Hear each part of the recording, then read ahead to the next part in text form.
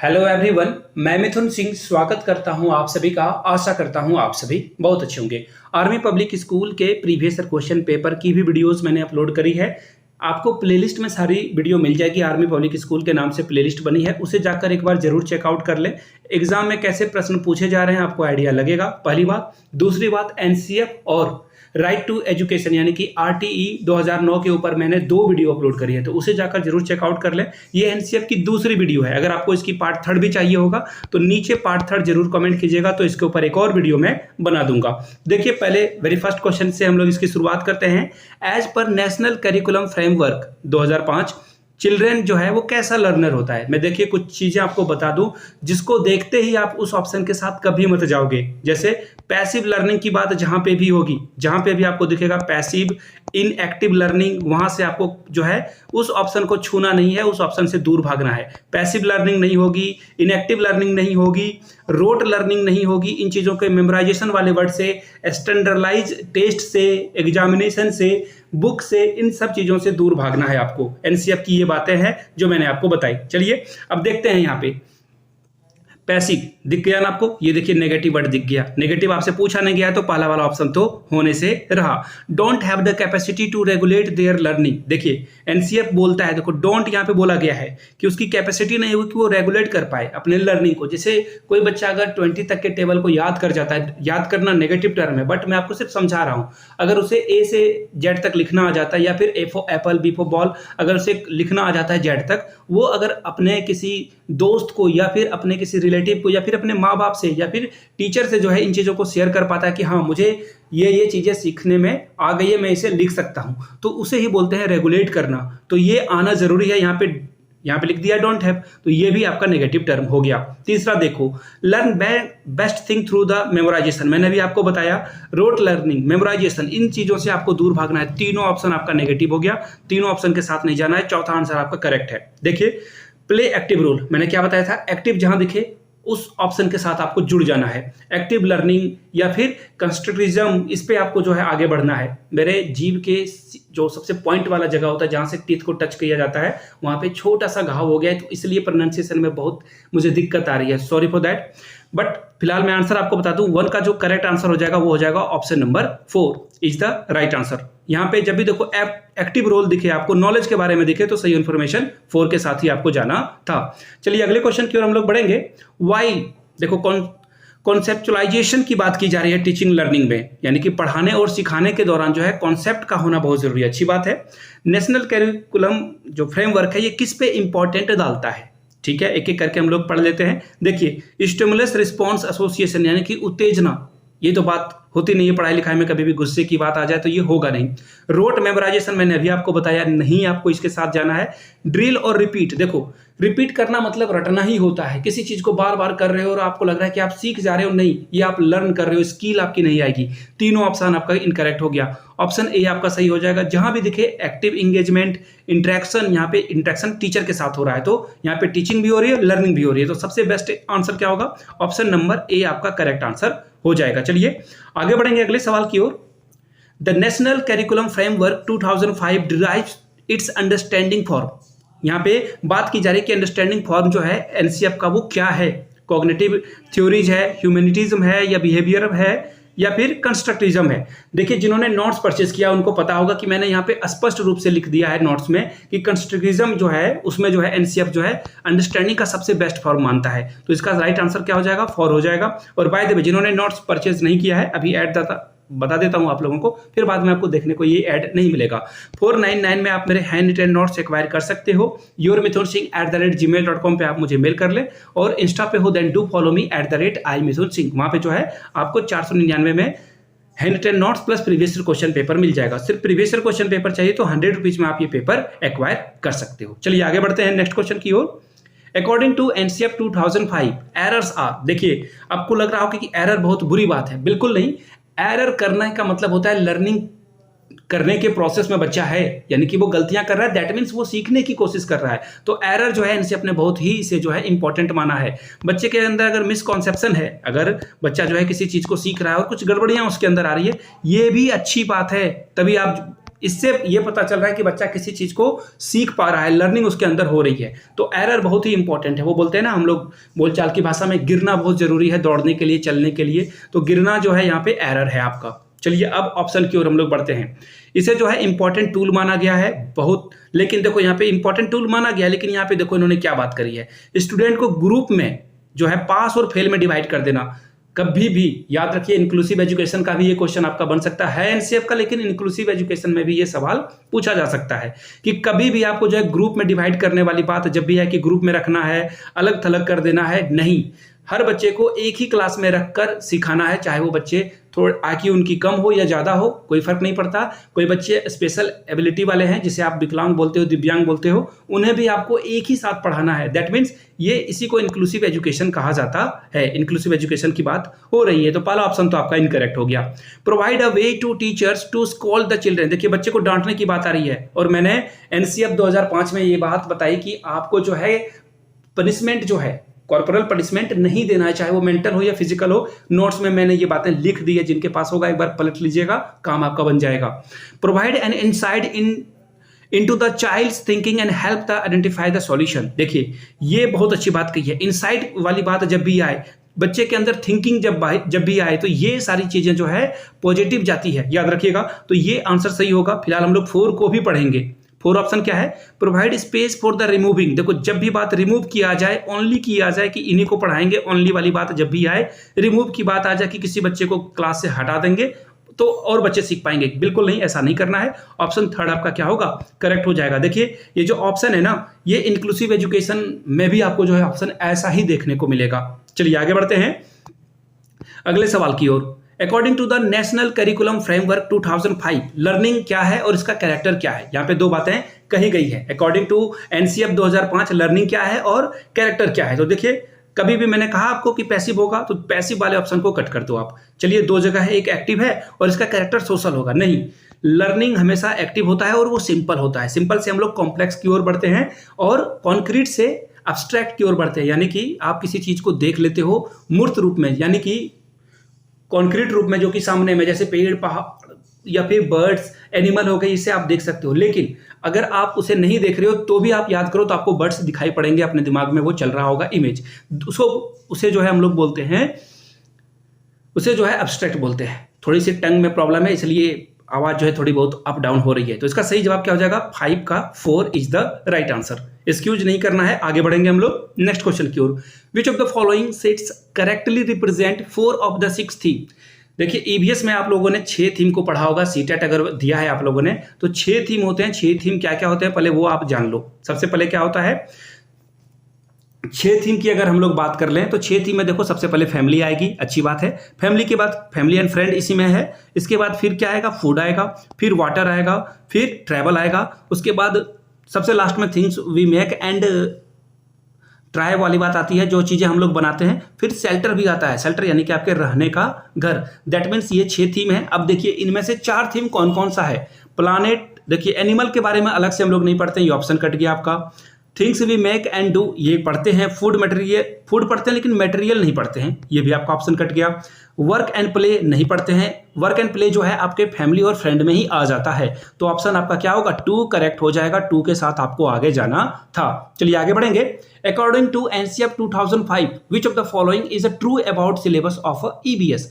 EBS यानी कि environmental science का सिलेबस के बारे में क्या बातें सही बताई गई है वो आपको बताना है। तो देखिए ईबीएस सिलेबस जो है, सबसे पहले उसके बारे में थोड़ी सी जो है डिस्कशन कर लेते हैं। ईबीएस जो है इसमें आपको साइंस भी मिलेगा, एसएसटी के भी जो है आपको बहुत सारे चीज़ें देखने को मिलेगा, और जो मॉरल है थोड़ी सी मॉरल नॉलेज भी आपको यहाँ पे देखने को मिलती है। ईबीएस की बात कर रहा हूँ, जहाँ पे जैसे कि आप अगर ट्रैफिक रूल पढ़ रहे हो तो ये क्या है, मॉरल है कि आपको है पनिशमेंट हो जाएगी अगर आप रूल ब्रेक करोगे या फिर रूल फॉलो करोगे, तो ये भी मॉरलिटी के अंदर आता है। यानी कि ईबीएस में आप क्या पढ़ते हो, साइंस भी पढ़ लेते हो, ईबीएस भी पढ़ लेते हो और मॉरल साइंस भी, बट मॉरल आप नहीं भी बोलेगे तो काम चल जाएगा। देखिए यहाँ पे बात की गई है सोशल साइंस और साइंस की। ईबीएस इज इंटीग्रेशन, इंटीग्रेशन मतलब दोनों चीजों को ऐड करना। इन्वायरमेंटल एजुकेशन में जो है सोशल साइंस और साइंस को ऐड करने की बात कही गई है, तो ये इसका सही जवाब हो जाएगा। यानी कि ऑप्शन 4 ही इसका राइट आंसर होगा। अब देखिए इन्वायरमेंटल एजुकेशन ऐसा कोई सब्जेक्ट होता नहीं है। यहाँ भी देख लो इन्वायरमेंटल एजुकेशन की बात की गई है, यहाँ भी इन्वायरमेंटल एजुकेशन की बात कही गई है, जो कि सही नहीं है। तो सही जवाब क्या हो जाएगा, यहाँ पे आप देख सकते हो सिलेबस जो है साइंस और सोशल साइंस की बात करता है। 4 इसका करेक्ट आंसर हो जाएगा। चलिए आगे बढ़ेंगे अगले क्वेश्चन की ओर। Which of the given statements are recommendations of NCF 2005 for the EVS learning. जो रिकमेंडेशन कर रहा है, कौन कर रहा है, एनसीएफ ईवीएस लर्निंग के लिए, ईवीएस सीखने के लिए कौन से रिकमेंडेशन को ईवीएस जो है सजेस्ट करता है। चलिए एक एक करके ऑप्शंस को पढ़ेंगे। जो नेगेटिव है उसे एन लिखेंगे, जो पॉजिटिव है उसे पी लिखेंगे। सबसे पहले देखो चौथे के साथ स्टार्ट करते हैं, 4th नंबर के साथ। Children's life at school must be link to their. देखो जब भी एक्टिव लर्निंग या फिर रियल लाइफ से, रियल वर्ल्ड से जो है चीज़ों को सीखने की बात की जाए, सिर्फ स्कूल में बच्चा नहीं सीखता है, स्कूल के आउटसाइड भी सीखता है, ये इसका सही जवाब हो जाएगा। ये यानी कि क्या हो गया, पहला डी पॉजिटिव हो गया। तीसरे के साथ बढ़ते हैं, डिपार्चर फ्रॉम बुकिश लर्निंग। बिल्कुल सही बात है। आपको डिपार्चर मतलब बुकिश लैंग्वेज, जो बुकिश लर्निंग है यानी कि सिर्फ बुक से पढ़ना है, उससे बचना है आपको। बुक से तो सीखते ही हैं, लेकिन बुक से ज़्यादा जो चीज़ें हैं आप अपने इन्वायरमेंट, अपने इकोसिस्टम से सीखते हो, जो इकोलॉजी में आप रह रहे हो वहाँ से चीज़ों को सीखते हो। ये भी क्या हो जाएगा, पॉजिटिव हो जाएगा। तीसरे के साथ बढ़ते हैं, डिस्करेज रोट लर्निंग। बिल्कुल सही जवाब है, ये भी आपका पॉजिटिव है। रोट लर्निंग को डिस्करेज करने की बात की गई। देखिए जब भी आपको रोट लर्निंग दिखे बचना चाहिए, लेकिन यहाँ पे डिस्करेज करके इस बात को जो है इन्होंने पॉजिटिव में बदल दिया। देखिए having sharp boundaries among school. देखिए बाउंड्रीज की बात जहां भी की जाए ना, उससे आपको बचना है कि बच्चा को स्कूल, होम और कम्युनिटी में जो है एक बाउंड्री दे दी जाए। बिल्कुल गलत बात है। तीनों का इंटीग्रेशन होना बहुत जरूरी है, तभी बच्चा सीख पाता है। कुछ चीजें वो स्कूल से सीखेगा, कुछ अपने माँ पिताजी से सीखेगा, कुछ अपने आसपास में कल्चरल इवेंट में जाकर चीजें सीखेगा। बड़ों के सामने कुर्सी पे नहीं बैठना है, अगर वो आ जाते हैं तो उनको कुर्सी ऑफर करनी है। दैट्स, ये चीजें आप जो है कम्युनिटी से सीखते हो। इसका सही जवाब क्या हो जाएगा, यहाँ पे बात की गई है कि ये करना है, तो ये ऑप्शन आपका इनकरेक्ट है, नेगेटिव है, यानी कि ये ए बी सी डी, और यहां से देखो आंसर आपका 4 हो जाएगा करेक्ट। ये तीनों ऑप्शन क्या है, सही है। चलिए आगे बढ़ेंगे। एज पर NCF 2005 which of the following should be the objective of EVS at a primary level. EVS का जो है ऑब्जेक्टिव क्या होना चाहिए। ईवीएस क्यों पढ़ते हैं, बच्चे के अंदर क्यूरियोसिटी आए, ठीक बात है, और बच्चा जो है जेंडर बायसनेस के प्रति जो है वो समाज में जो कन्वेंशन चीज़ें हैं उससे बचने की कोशिश करे। यानी कि बच्चा जो है लड़की को कमज़ोर ना समझे कि लड़कियां जो है आगे नहीं बढ़ सकती है। जो रूढ़िवादी चीज़ें होती है ना, कंजर्वेटिव, ये बोलना चाह रहा था मैं, फाइनली ये वर्ड आ गया। कंजर्वेटिव वाली चीज़ों से आपको बचना है। तो देखिए यहाँ पे जब आप ईवीएस के बुक पढ़ोगे, क्लास 3, 4, 5 के बच्चों के बुक पढ़ोगे, उसमें देखिए बहुत सारे जो फीमेल एथलीट हैं उनके बारे में बताया गया है, बहुत सारे साइंटिस्ट के बारे में बताया गया है, कल्पना चावला के बारे में बताया गया है, सुनीता विलियम्स के बारे में बताया गया है। दैट मीन्स कि आप जो है बच्चे को क्रिटिकली एड्रेस करने का मौका देते हो कि लड़कियां भी जो है स्पेस जा सकती है, स्पोर्ट्स में अच्छा कर सकती है, एथलीट बन सकती है, और मैथमेटिक्स, म्यूजिक, किसी भी क्षेत्र में जो है फील्ड में जा सकती है। लड़के भी जा सकते हैं, लड़कियां भी जा सकती है। तो ये क्रिटिकल एड्रेस है जेंडर कंसर्न्स को लेकर, यहाँ पे एम है, बट एन से समझना आप, ये जो है ये बातें सही है। तो 9 का जो आंसर होगा वो ए आंसर आपका करेक्ट हो जाएगा। देखिए अब बी सी डी को भी हम लोग जो है एलिमिनेट कर लेते हैं। To develop the memorisation skill, देखो जब भी मेमोरी आए हट जाना है, आपको दूर भागना है। अब यहाँ पे देखिए इम्फेसाइज करने की बात की जा रही है कि description of learning of primary level. देखिए सिर्फ जो है ईवीएस जो है प्राइमरी लेवल पे पढ़ाना है, पढ़ाना क्यों है नहीं पता, आगे बढ़ जाइए, इसे करेक्ट कर दीजिए। To recognise and recall the environmental issue of primary concern, ये भी बात जो है प्राइमरी लेवल पे जो है ये बातें नहीं आती है। सही जवाब क्या है, ऑप्शन ए, जहाँ पे जेंडर बायसनेस को से खत्म करने की बात की जाती है। आगे बढ़ेंगे क्वेश्चन नंबर 10 की ओर। एज पर NCF framework 2005 which of the following statement describe EVS learning. EVS learning की बात की जा रही है स्टेटमेंट में, अच्छी बात है। अब कौन कौन सा डिस्क्राइब कर रहा है देख लेते हैं एक एक करके। पहले डी के साथ, active constructivism knowledge by learner, बिल्कुल सही। डी तो आपका बिल्कुल सही जवाब होगा ही होगा। एक्टिव पार्टिसिपेशन की बात हो रही है तो ये होगा ही होगा। अब देखिए कौन और होगा वो देख लेते हैं। सी को देख लेते हैं, receiving information which is being transmitted. देखिए इन्फॉर्मेशन नॉलेज नहीं होता है, इस बात को याद रखिएगा। अगर आपको पता चल जाए कि आज जो है क्रिकेट का मैच होने वाला है, ये इन्फॉर्मेशन आपके पास है, इससे ये नहीं पता चलता कि आप क्रिकेट के बारे में जानते हो, कितने प्लेयर होते हैं, कितने अंपायर होते हैं, कितने ओवर का मैच होता है, T20, ODI या फिर टेस्ट मैच क्या होता है। तो इन्फॉर्मेशन नॉलेज नहीं है, ये बात रॉन्ग हो गई। Sharing of ideas and skill among learner, बिल्कुल सही बात है। हम लोग ईवीएस इसीलिए पढ़ते हैं ताकि बच्चा के अंदर आइडिया और स्किल डेवलप हो। स्किल का मतलब अगर वो प्लांटेशन करना चाहता है तो उसके अंदर स्किल आ जाए कि प्लांटेशन करने के क्या क्या प्रोसेस हैं। बहुत अच्छी बात है, ये भी सही है। ऑप्शन नंबर ए को देख लो, acquisition of a knowledge and skill from the EVS, बिल्कुल सही बात है। नॉलेज भी हम लोग लेते हैं और स्किल भी लेते हैं ईवीएस पढ़ने के बाद। तो ऑप्शन ए, बी और डी इसका सही जवाब होगा। ऑप्शन देख लेते हैं कौन सा सही है। ये नहीं होगा, ये भी नहीं होगा, ये भी नहीं होगा। ऑप्शन डी आपका करेक्ट हो जाएगा। डी, ए, बी इसका सही जवाब है। चलिए आगे बढ़ते हैं। Which one of the following should not be objective of a teaching. देखिए यहाँ पे नॉट को ध्यान में रखना, सारी बातें गड़बड़ हो जाएगी। प्राइमरी लेवल पे ईवीएस पढ़ाने का क्या ऑब्जेक्टिव नहीं है, ये बात आपको बतानी है। चलिए देखते हैं। टू नर्च द क्यूरियोसिटी, देखिए बहुत अच्छा सवाल है, ये तो पी होगा ही होगा। बच्चे के अंदर क्यूरियोसिटी पैदा करेंगे, क्रिएटिविटी पैदा करेंगे और बच्चा जो है इन्वायरमेंटल यानी कि नेचुरल इन्वायरमेंट से जो है रिलेशन स्टैब्लिश कर पाए। बहुत अच्छा है ये तो सही होगा। To engage the children in, देखो जब भी एक्सप्लोर करने की बात आए, एक्टिविटी करने की बात आए, बिल्कुल सही होगा, ये भी पॉजिटिव हो जाएगा। तीसरा ऑप्शन देखो, to train children to locate and comprehend relationship between the nature social and, बिल्कुल सही बात है। यहाँ पे जो है इन्वायरमेंट हमारे लिए लाइफ के लिए क्यों इंपॉर्टेंट है, अगर बच्चा जो है इन चीज़ों को रिलेट कर पा रहा है, कॉम्प्रीहेंस कर पा रहा है, सही जवाब होगा। ऑप्शन नंबर 4 को भी देख लेते हैं। ये तीनों पॉजिटिव है लेकिन हमें नेगेटिव ढूंढना है, इस बात को याद रखिएगा। टू डेवलप प्रिसाइज, गड़बड़ हो गई बात। जब भी बात आ जाए प्रिसाइज की, ये आपका नेगेटिव वर्ड है, जैसे इनएक्टिव या फिर डिक्टेटरशिप या फिर क्लास में rote learning, drill method, practice method, ये भी आपका ऑप्शन रॉन्ग है। लेकिन आपको नोट पूछा गया तो ये आपका ऑप्शन सही हो जाएगा। 4 इज द राइट आंसर। चलिए आगे बढ़ेंगे।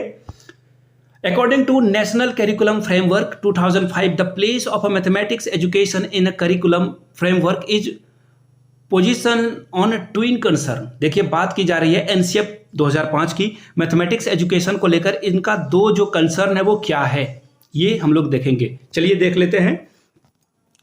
What mathematics education can do engage the mind of every student and how it strength the students resources। बहुत अच्छी बात है, ये सही जवाब है। देखिए क्यों, बच्चे को आपको इंगेज करना है, इंगेजमेंट वाली बात जब भी आए वो पॉजिटिव होता है, ठीक है। आगे देखिए, बच्चे को रिसोर्सेज को स्ट्रेंथ करना, बच्चा जो है हो सकता है कि कोई भी क्रिकेट खेल रहा है, मैच खेल रहा है, फुटबॉल खेल रहा है, हॉकी, बैडमिंटन, कुछ भी खेल रहा है, वहां पे जो है इसे यूज कर पाए, तो ये ऑप्शन तो सही होगा। आगे देख लेते हैं। What mathematics education do to improve communication skill. Communication skill mathematics तो नहीं सिखाता, ये ऑप्शन इनकरेक्ट है। What mathematics education do to control the drop out. देखिए ड्रॉप आउट मैथमेटिक्स नहीं करने वाला है या कंट्रोल नहीं करने वाला, ये तो इनकरेक्ट है। ऐसा कोई मैथमेटिक्स पढ़ाने का रीजन नहीं है। What mathematics education do to prepare students for olympiad. देखो जब भी एजुकेशन को जो है किसी को जॉब दिलाने की बात करता हो, हायर जो है और भी आगे पढ़ने की बात करता हो, इंटरनेशनल लेवल, नेशनल लेवल पे पढ़ने की बात करता हो, वो इनकरेक्ट होता है, ये भी आपका इनकरेक्ट हो जाएगा। ऑप्शन ए के साथ आपको जाना था, A is the right answer. आगे बढ़ते हैं। According to national curriculum framework 2005, school mathematics must be take place in a situation where students. देखिए क्या बातें कही गई है। नेशनल करिकुलम फ्रेमवर्क की बात की जा रही है, जो स्कूल मैथमेटिक्स है वो कैसा होना चाहिए, सिचुएशन बेस्ड पे, जहां पे स्टूडेंट क्या करें। देख लेते हैं एक करके। Realise mathematics as a part of their life experiences, बिल्कुल सही बात है। जब भी मैथमेटिक्स की बात की जाएगी तो लाइफ एक्सपीरियंस में अगर वो केला ले जाता है तो केले को गिन सकता है, बनाना को गिन सकता है, सेब लेने जाता है तो गिन पाएगा कि 1 kg मैंने खरीदा, 2 kg खरीदा, लीटर लेने के दूध लेने के लिए जा रहा है तो वो लीटर में मेजरमेंट सीख पाएगा। या फिर अगर वो ट्रैवल कर रहा है तो डिस्टेंस को जो है 1 किलोमीटर 2 किलोमीटर वो चीज़ों को समझ पाए, तो यही तो लाइफ एक्सपीरियंस है, बिल्कुल सही बात है। Realise mathematics as a part of school life, नहीं, स्कूल लाइफ तक मैथमेटिक्स नहीं है, मैथमेटिक्स आपके चारों ओर है, ईच एंड एवरीवेयर मैथमेटिक्स आपको मिलेगा, ये जो है इनकरेक्ट हो जाएगा। मेमोराइजेशन की बात आ रही है, कट कर दो इसे आप। देखो कन्वर्जेंट थिंकिंग टू सॉल्व, देखो जब भी कॉन्टेक्स्ट की बात आ जाए कि सिर्फ एक मैथमेटिक्स दे दिया गया उसे आप सॉल्व कर रहे हो तो आप बहुत अच्छा मैथमेटिशियन नहीं बन सकते हो, ए इसका सही जवाब हो जाएगा। मैथमेटिकल थिंकिंग डेवलप करना इंपॉर्टेंट है, ना कि मैथमेटिक्स प्रॉब्लम सॉल्व करना। चलिए आगे बढ़ेंगे। एज पर NCF 2005, one main goal of a mathematics education in school is to. NCF 2005 के अकॉर्डिंग जो है मेन गोल क्या है मैथमेटिक्स एजुकेशन का, डेवलप न्यूमेरिक्सी स्किल, नहीं, ये तो नहीं है कि न्यूमेरिकल बच्चा बना ले तो ये बहुत तेज हो जाएगा, नहीं, ये बात तो नहीं है। प्रॉब्लम सॉल्विंग स्किल, नहीं, ये भी बात नहीं कही जाती है। मैथमेटिक्स का कहने का मतलब है बच्चा जो है मैथमेटिक्स की जो क्रिटिकल थिंकिंग है वो उसके अंदर आ सके, थॉट प्रोसेस में आ सके। नेचर एनालिटिक एबिलिटी, ये भी नहीं होगा। देखिए मैंने क्या कहा बार बार आपको कि वो जो है थॉट प्रोसेस को ठीक कर सके। मैथमेटिक्स का यही मतलब होता है, जैसे एक एग्जांपल बताता हूं, अगर किसी को पुल बनाना है, ब्रिज बनाना है, तो उसके माइंड में चल पाए कि कैसे कैसे पुल बनाया जाए, या फिर घर बनने पे पहले किचन कहाँ रहेगा, बाथरूम कहाँ बनेगा, हॉल कहाँ बनेगा और बालकनी कहाँ पे बनेगा। ये जो है थॉट प्रोसेस के द्वारा ही सॉल्व किया जा सकता है। इसका सही जवाब 4 हो जाएगा। चलिए आगे बढ़ेंगे। एज पर NCF 2005 the goal of a mathematics teaching in school curriculum is that children learn important mathematics. देखिए जो मैथमेटिक्स वो सीखता है, इसका क्या इंपॉर्टेंट रोल है, मेन गोल क्या है मैथमेटिक्स का। तो देखिए एक एक करके हम लोग सारी चीजों को देख लेंगे। पहले 4 ऑप्शन के साथ बढ़ते हैं। Knowing mathematics procedures and algorithm, बिल्कुल नहीं। मैथमेटिक्स प्रोसेस सीखने, अगर आपको मैथमेटिक्स प्रोसेस आता है इसका मतलब ये नहीं कि आप मैथमेटिक्स जानते हो, ये तो इनकरेक्ट होगा। Verifying geometrical theory in math lab, नहीं, अगर आप ज्योमेट्री लैब में जाकर ही सिर्फ मैथ्स को सॉल्व कर पा रहे हो ये अच्छी बात नहीं है। गेम और पजल सॉल्व कर रहे हो ये भी सही बात नहीं है। पहला ऑप्शन देख लो। मैथमेटिक्स टेक्निक की बात की जा रही है, understanding the appropriate use of learn mathematics technique, आपने किसी चीज को सीखा उसे अप्लाई करके यूज कर रहे हो अपने रियल लाइफ में, दैट्स मैटर मोस्ट। इसका सही जवाब ए हो जाएगा। चलिए आगे बढ़ेंगे। एज पर NCF 2005 mathematics curriculum is ambitious, देखिए मैथमेटिक्स जो करिकुलम है वो एम्बिशियस है। इसके बारे में बात कर लेते हैं। देखिए क्या बात की जा रही है, coherent teachers important mathematics here ambitious refer, mathematics का जो करिकुलम है वो रेफर करता है, किस बात को रेफर करता है, narrow aim of teaching mathematics in school, बिल्कुल सही। आपको लग रहा होगा कि ये ऑप्शन करेक्ट है। देखिए नैरो एम का मतलब है कि बच्चा को काउंटिंग आ जाए, एटलीस्ट मैथमेटिक्स में बच्चे को प्लस माइनस करने के लिए आ जाए, मल्टीप्लाई करने के लिए आ जाए, रियल लाइफ में वो जो है सर्वाइव कर पाए मैथमेटिक्स का, ये मिनिमम जो है ऑब्जेक्टिव है। तो सही जवाब आपका ऑप्शन ए हो जाएगा। ए के साथ आपको जाना था। चलिए आगे बढ़ते हैं। वेट वेट वेट वेट, ये नहीं होगा, wait wait, seek higher aim of teaching, जी हाँ देखो ये होगा। देखिए ये तो सही बात, ये जो बातें मैंने आपको बताई इसका मतलब ये होता है कि बच्चे के अंदर मिनिमम तो इंफॉर्मेशन आ सके। हायर एम का मतलब होता है कि वो उसे रियल लाइफ में इम्प्लाई जो है यूज कर पाए। तो ये इसका जो सही जवाब होगा वो ऑप्शन नंबर 2 होगा, 1 नहीं होगा। आगे जो है देखेंगे उसमें इसको जो है आप समझ पाओगे। Which of the following align with the overall objective of achieving mathematics for all? Mathematics का जो ऑल, ये बात मैंने पिछले क्वेश्चन में आप लोगों को समझा दिया। मैथमेटिक्स फॉर ऑल का मतलब होता है कि एटलीस्ट नैरो चीजें जो है बच्चों को समझ में आए, कम चीजें जो एटलीस्ट जो है, जो एक स्टैंडर्ड है, देखिए ये नेगेटिव वर्ड है स्टैंडर्ड, बट कुछ चीजें जैसे कि प्लस माइनस बेसिक से अगर मैं बोलूं तो ये ज्यादा बेटर वर्ड होगा इसके लिए, स्टैंडर्ड नहीं बेसिक बोलूंगा। तो बेसिक चीजें जो है बच्चे को पता होनी चाहिए। तो देखो contribution of mathematics from different region different social group should be highlighted, यानी कि सभी लोगों को लाया जाए। देखिए टेक्स्ट बुक की बात की जा रही है, नहीं, ओनली की बात की जा रही है, इसलिए इनकरेक्ट हो जाएगा। No, it should be acknowledge that mathematics is mean to select a few student, देखिए फ्यू स्टूडेंट का मतलब हो गया इंक्लूसिव एजुकेशन को इंसल्ट करना। अब यहां से देखो केवल टैलेंटेड बच्चों को ही ग्रूम किया जाए, ये भी इनकरेक्ट है, यानी कि आपको इंक्लूसिव एजुकेशन को हमेशा ध्यान में रखना है। तो इसका सही जवाब क्या हो जाएगा, डी इसका राइट आंसर हो जाएगा। चलिए आगे बढ़ेंगे। According to national curriculum framework 2005 the goal of a mathematics teaching in school curriculum is that children learn important mathematics, जो इंपॉर्टेंट मैथमेटिक्स चीजें सीखता है इसका क्या मतलब है यहाँ पे। तो देखिए एक एक करके सब ऑप्शन देखते हैं। Those concept and topics should be considered important in mathematics that turn out, देखो एम्प्लॉयबल की बात की जा रही है, नौकरी देने की बात की जा रही है, बचना है आपको इन सारे ऑप्शन से। तीसरे ऑप्शन को देखते हैं, स्टूडेंट को कंसीडर किया जा रहा है कि वो सॉल्व कर पाए, चीजों को डेली लाइफ में यूज कर पाए, ये सही है। आगे देखिए एल्गोरिथम की बात की जा रही है, बचेंगे हम लोग। फोकस जो है सिर्फ और सिर्फ इंपॉर्टेंट फॉर्मूला पे किया जा रहा है, ये भी इनकरेक्ट हो जाएगा, यानी कि थर्ड के साथ आपको जाना है। 18 का जो सही जवाब होगा वो थर्ड हो जाएगा। चलिए आगे बढ़ेंगे। एनसीएफ 2005 के अकॉर्डिंग जो बातें कही गई है वो क्या है, यही ये वाला क्वेश्चन में बार बार जो है दिमाग में मेरे बैठा हुआ था। Narrow aim of teaching mathematics at school is to develop numerical skill, higher aim is to develop problem solving skill, यानी कि कम से कम जो है नॉमरिकल रिलेटेड 1 to 3 उसे जो है काउंट करना आता हो, ऐड करना आता हो, छोटे छोटे ऐड को सब्ट्रैक्ट करना आता हो, और हायर एम है कि अपने प्रॉब्लम को वो सॉल्व कर पाए। एनसीएफ का ये मेन रूल है। इसी क्वेश्चन को मैं बार बार बोल रहा था, ए इसका सही जवाब हो जाएगा। चलिए आगे बढ़ेंगे। According to NCF 2005 which of the following may not be necessarily, ये गोल जो है मैथमेटिक्स का नहीं होना चाहिए, यहां पे पूछ लिया गया है मे नॉट।